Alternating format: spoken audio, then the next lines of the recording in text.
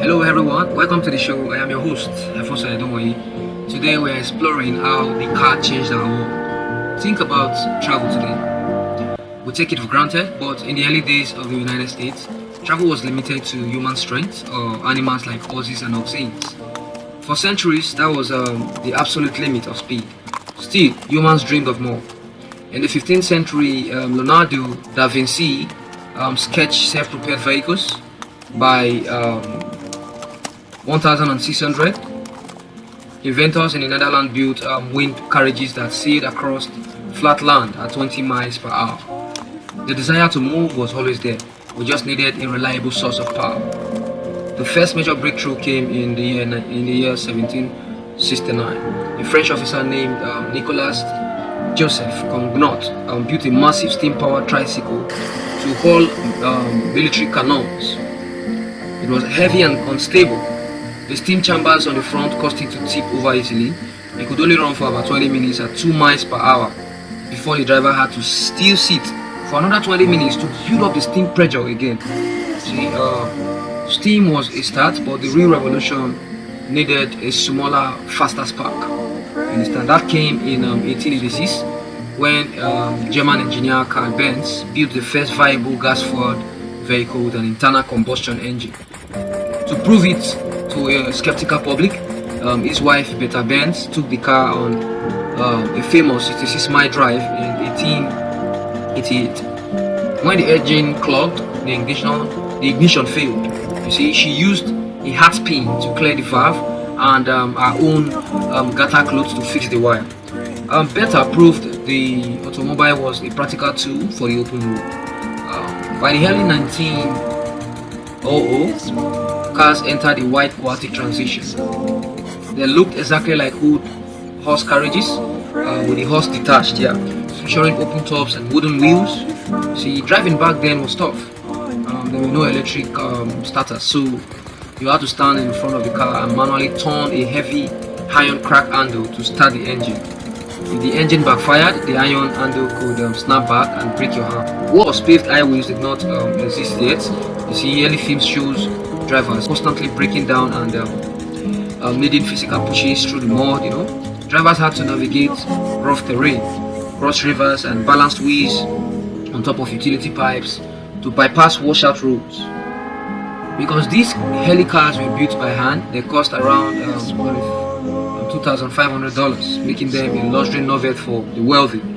Right? Everything changed in 1908 because of Henry Ford. He wanted to build a reliable, simple motor car with financial reach of the average worker. That car was the Ford Model T. It was engineered perfectly for early America, built with tough Vanadamalus steel. It had a high ground clearance of 12 inches to climb over deep roads of unpaved rural roads. For rural family, it was a lifeline. The 20 horsepower engine did not just take them to town. During the week, farmers hooked a bed to the drive shaft to use the car as a portable power plant for farm machinery. But the true disruption was how the Model T was built.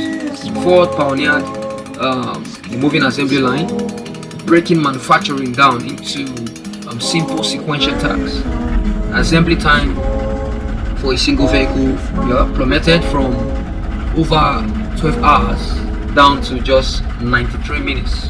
This massive efficiency caused the price to drop from $825 in 1909 down to just $260 by I think around 1925. That is roughly $4,000 today. Suddenly, the middle class had wings. Over its 19-year run, Ford sold more than 15 million units, completely reshaping society. As the Smithsonian Exhibition American on the Move documents, transportation shapes our identity and deliver customer or consumer abundance. The automotive boom created vital national networks like US Route 66, People's Highway, which connected Chicago to Los Angeles. But this shift brought severe ramifications too. The total domination of gas engines suffocated clean electric transport and steam options, creating a long-term dependency on oil and driving air pollution. On an individual level, it reorganized our town and cities to prioritize high-speed traffic over pedestrians, introducing the daily stress of gridlock, ongoing vehicle maintenance, and safety risks. Looking forward, history is moving in a fascinating cycle.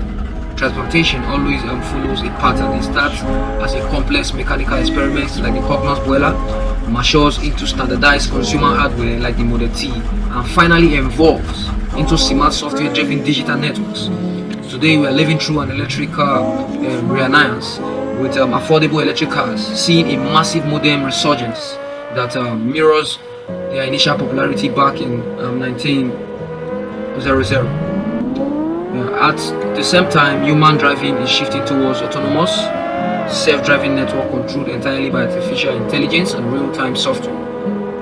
But whether you are looking at an early pioneer steering a heavy steam boiler, Beta Benz fixing an engine with a heart pain, it is the story of human ingenuity, refusing to stay locked in place, driven by our unyielding desire to conquer distance and move freely into the future.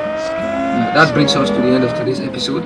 Thank you so much for tuning in and exploring how we put the words on wheels, right? I've been your host, Efusa Edomoi, and I look forward to catching you on the next show. Until then, take care. Keep moving forward. Thank you.